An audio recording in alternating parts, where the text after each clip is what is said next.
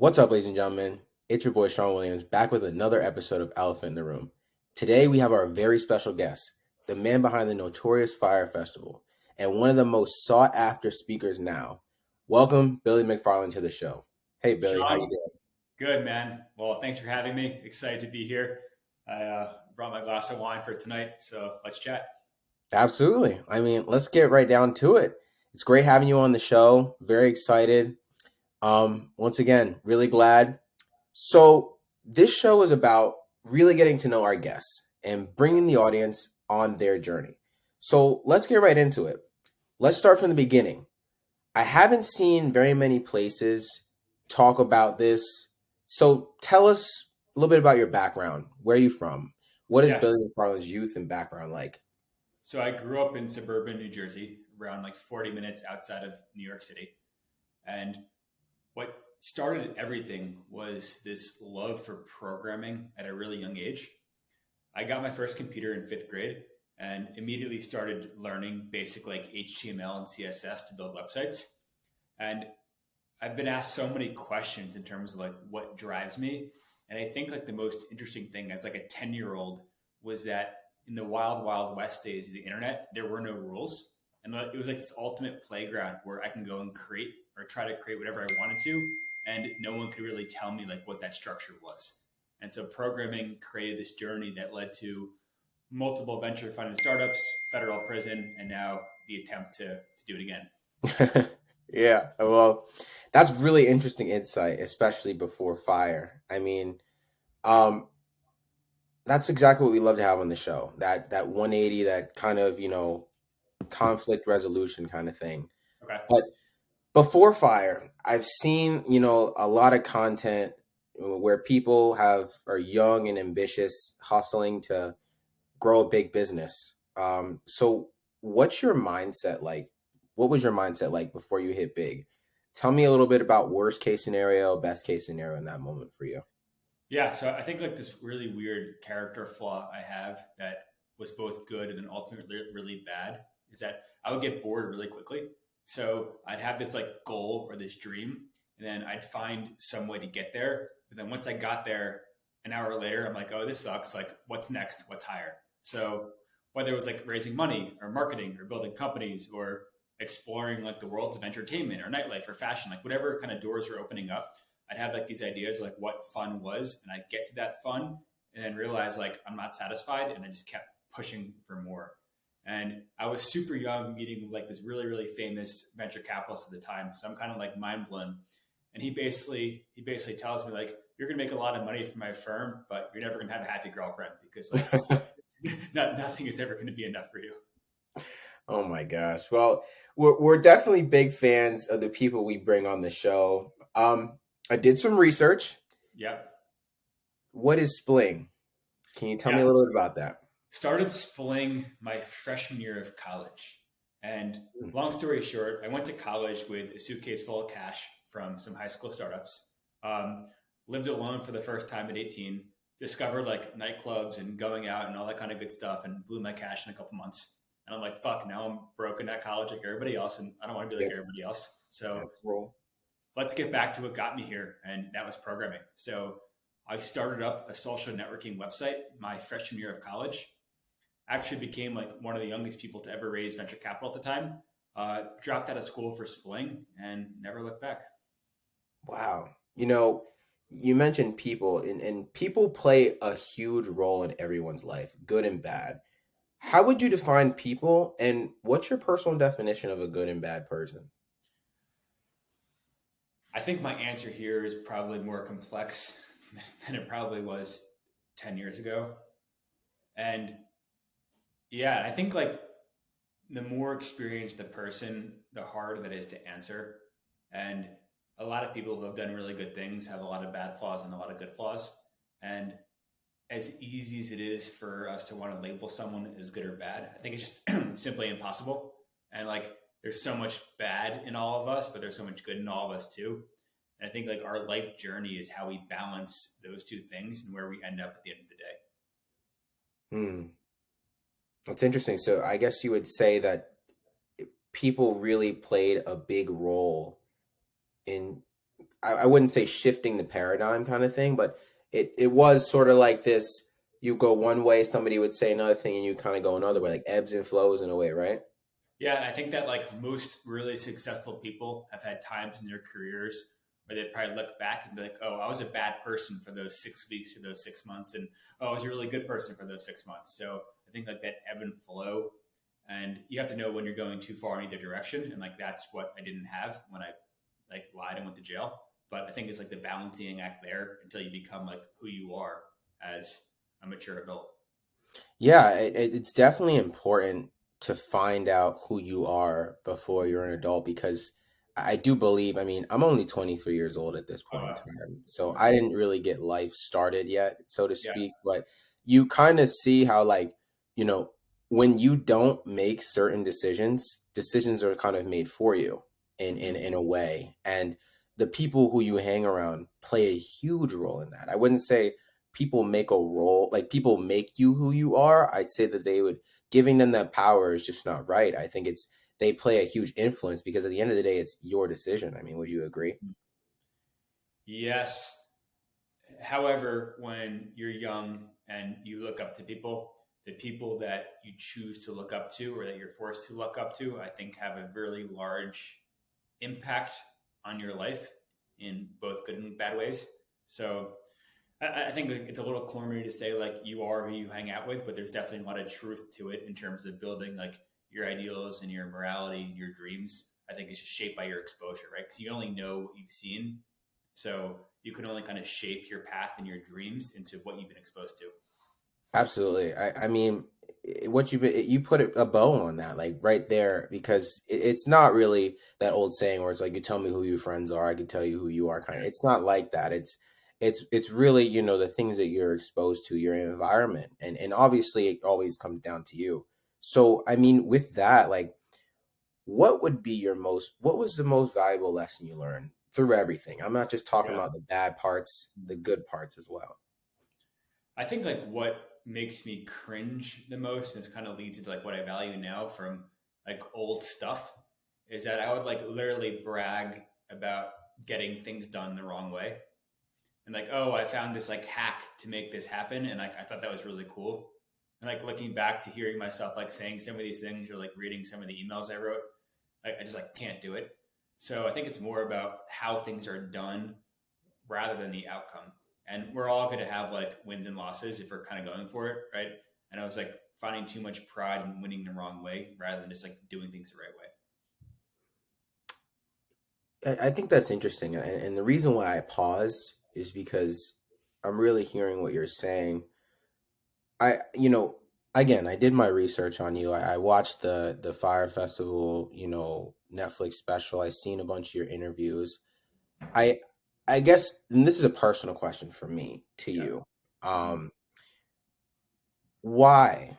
And I mean, not why in a way where like, why you did what you did, but why was there this chase of it felt like this void that you wanted to fill with starting businesses. You had your Magnesis business that was huge before the Fire Festival thing, and that kind of carried you into the Fire Festival. But why is it a business? Like, why wasn't it like Legos? Like, why weren't you kind of into other things? Why a business? Did you have to find yourself through a business?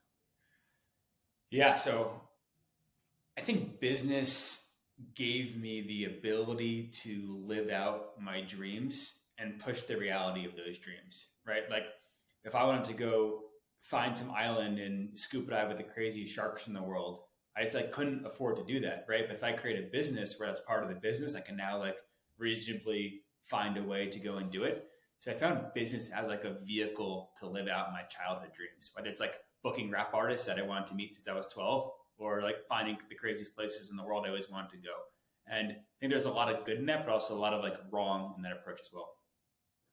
Like, I guess what fascinates me about you is the fact that you just like, well, I would, just like any business person, the first the business 101 is you have to, whatever program or thing that you want to sell, it has to suffice a need. You have to fix a Yeah. problem in a way.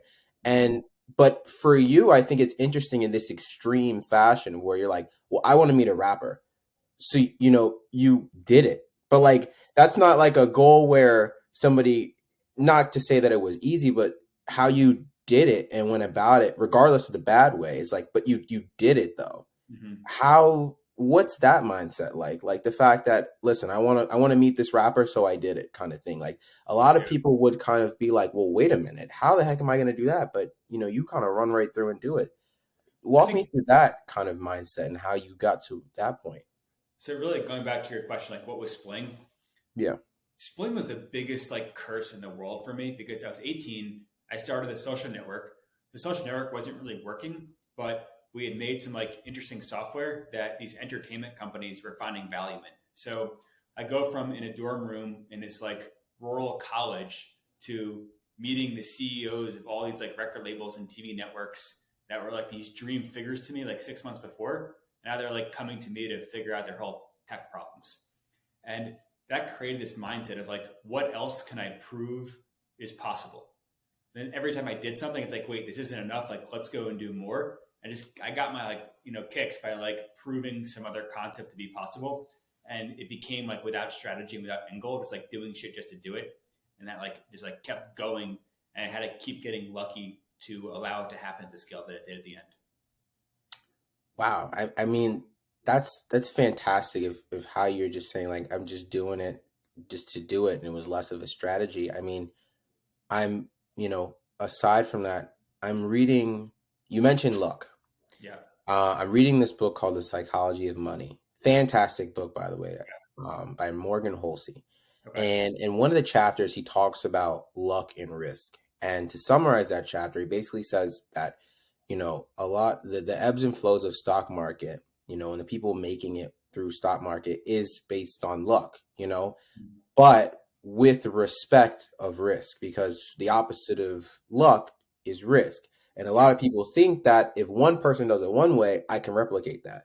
Especially in the stock market, that's not so that's not so true. Nobody can really control that. So with that being said, the understanding the luck that you have, but respecting the risk, how do you think that really played out?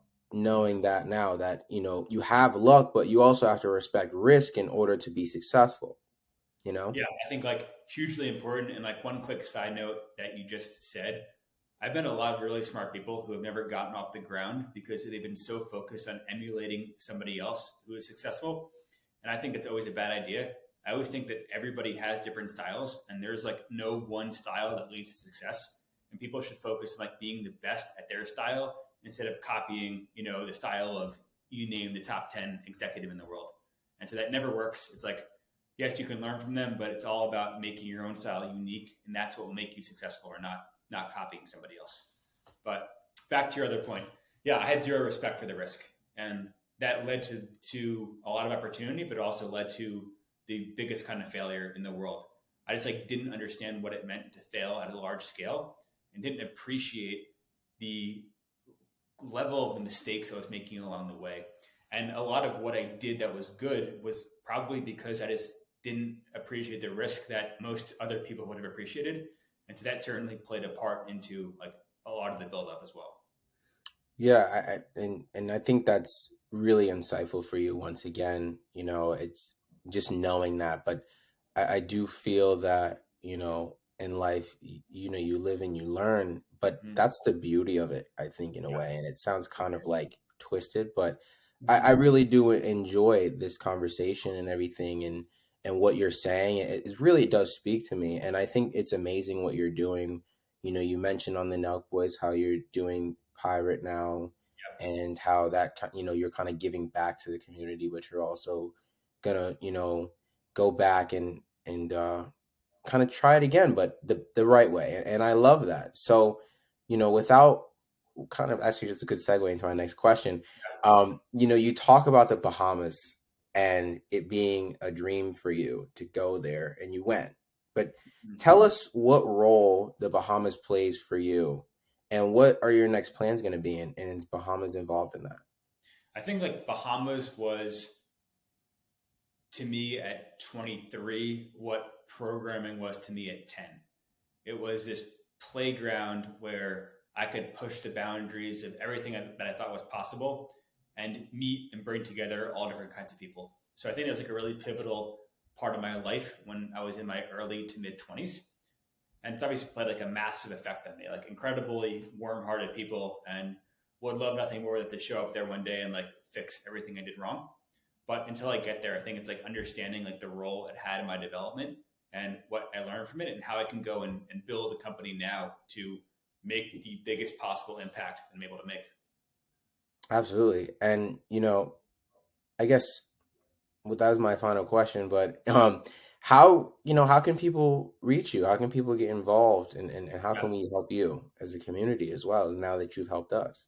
So I found like all the positive value to be the result of different people meeting who wouldn't usually meet. Like great example here, like you're super smart, met through a mutual friend recently, and like who knows what will come with this, but I think like this concept is where so much value is created. And like when you take a room full of different people who don't usually meet from different backgrounds, different industries, like different career paths, there's like in that little weird way when they come together, that's where all this value in the world I think is really created. So whether it's a group going to the Bahamas of people who never met or talked in New York, or it's people just connecting like in their city with different ideas and different people, like that's where magic is created and shared. So all about that. And I think for me, like the biggest thing is how can I do that on a manageable go forward scale? So totally down, just connect and meet with different people and figure out where we can take this thing. Absolutely. I think that is life. Life is perspective for many people. I mean, five people could see one thing and it'd be five different perspectives, but that's what brings, that success to the table, especially when you're working as a team, because those point of views could be something you're missing. Yeah. And I think that's beautiful. And doing it where everything works has Mm-hmm. got to be the most satisfying thing ever. And, I mean, aside from that, I hope you achieve your goal. I love the path that you're on right now. This is very inspiring for me and helps me. I feel like we both benefit here, but I'll keep an eye on you and, just kind of keep track of the business. And again, like, aside from that, like, I'm really proud of the things that you're doing. Like I said, I've done my research and everything. And I really think that, this is going to be an amazing thing. And, I can't wait to see how it unfolds. Thank you. So how else can we add some value here to your listeners? Like any interesting guests in the past or any topics that were interesting that we should, spend some time talking about? In regards to like what Just like I'm life, doing. business, like ideas, stories, topics, like what, I guess like what do you think would help the listeners? Yeah. You know, my audience is basically the people that are watching this are, kind of around my age, Mhm. graduated with their masters in college or, Yeah. just getting out of college, finding their career, trying to get off on the right foot before, their environment chooses it for them. And kind of, but are still kind of confused about what they want to do and how they want to go about it. And I guess taking that first initial step is the biggest thing, but also, kind of staying committed to that path is something Yeah. that my audience really looks for. Got it. So I was having an argument with somebody earlier today who was really smart and they're probably a little bit older than your average audience, but like they've totally like underachieved compared to like what their like general intelligence level and work ethic is. And I think there's this general like reoccurring theme of a lot of super smart people just spend too much time like studying and analyzing rather than acting. I think Hmm. I was in the complete opposite end of the scale, like way too far, where I acted without like studying and analyzing. So I think the beauty is more like two-thirds of the way to acting with some like studying and analyzing. So I think the biggest advice, and like I was arguing with my friend today too, and trying to push him, is like just go out and do something. And if you do it honestly and it doesn't work, you're still 100 times better off than you were before you started doing it. Like literally, the hardest thing is taking action, but action creates momentum. And there is nothing that brings you more success in life than momentum. But momentum doesn't start for you. Like you got to start pushing the ball down the hill to get it rolling. So just like start pushing. It doesn't matter if you stumble and fall along the way, as long as you do it honestly. Like that's how you find success. So just like stop studying at a certain point, and just like start doing, and you'll be better off for it. And I think that's perfect because you're not only speaking to the audience, but you're speaking to me too. I mean, I've started open so many accounts and like with different things to get my business going, and Yeah. it's very little action that I've taken, and now it's just a matter of, like you said, getting that ball rolling and it's okay. And I think that's perfectly said. I mean, Yeah. That's really it. And you nailed it right on the head from me as well. I mean, aside from that, like, are you, what would you say, what else is going on? What else is going on with life, and what else are you doing on the side? I know this is a big portion of you giving back, but what else is Billy McFarland doing? I think just like in terms of an intellectual standpoint, everything happening in the world of like AI right now is going to completely transform like the world, especially in our like working lives.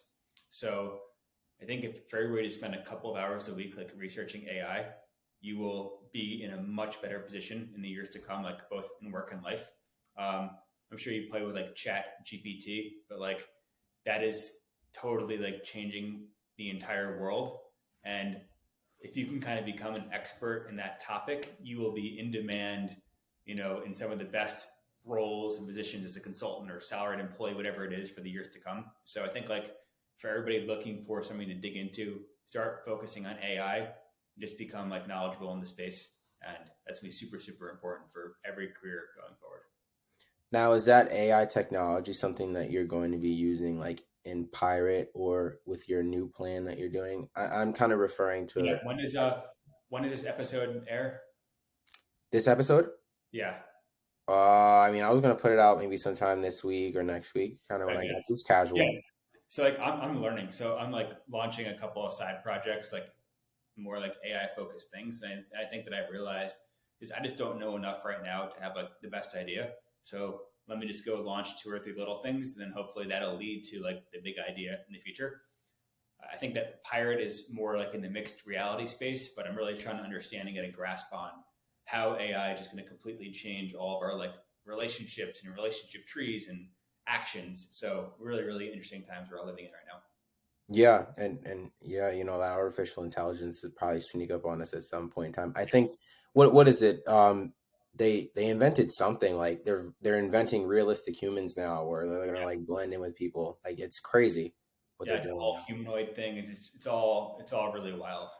But Yeah, I think there's a big opportunity there because a lot of these massive legacy brands are just going to wake up in 6 months and realize that this whole AI tech is passing them by and they're going to need help. And so anybody who can kind of like get a leg up now will have a huge role in helping these big brands with massive budgets like understand what's happening. is that separate from Pirate and the mixed reality, or is this something that is Yeah, like? it's like just like I think for anybody looking for a career path right now who's like trying to learn, I think like that's a really lucrative and like impactful path of like career to go down at this point. Yeah, things are moving digital. I mean, a little bit about me. I have my master's in digital marketing and I'm an account executive for a digital marketing firm. And I can tell you that think technologically based, inventions and services, all that is really taking it and it's going to keep increasing in the next 10 years or so. So you're absolutely right. You hit it on the head with that. Awesome. Then are most of your listeners based in like East Coast area? Or are they all over? Yeah, mainly in the East Coast. So I mean, obviously, as you may know, I'm just getting started. I'm smaller, kind of Mhm. influencer right now. But everybody's kind of based around me in Connecticut or New York, tri-state area, and just around my Awesome. age. But yeah, so it's perfect age to talk about this stuff, though. Yeah, awesome. Yeah. Well, I mean, again, Billy, love having you on the show. Really appreciate you taking the time out of your day. I mean, this made my day. I was thinking about it all the way since, we started and had a conversation, but really means a lot to me. And thank you once again for taking the time out of your day to do this show with me. Thank you, Sean. And please make the trip to New York soon. Love to grab like lunch, coffee, dinner, whatever. Love to kick it with you. Absolutely. I 100% will. Alrighty. Awesome. Have a good week. All You right. Later, too. man. Thank you. Bye.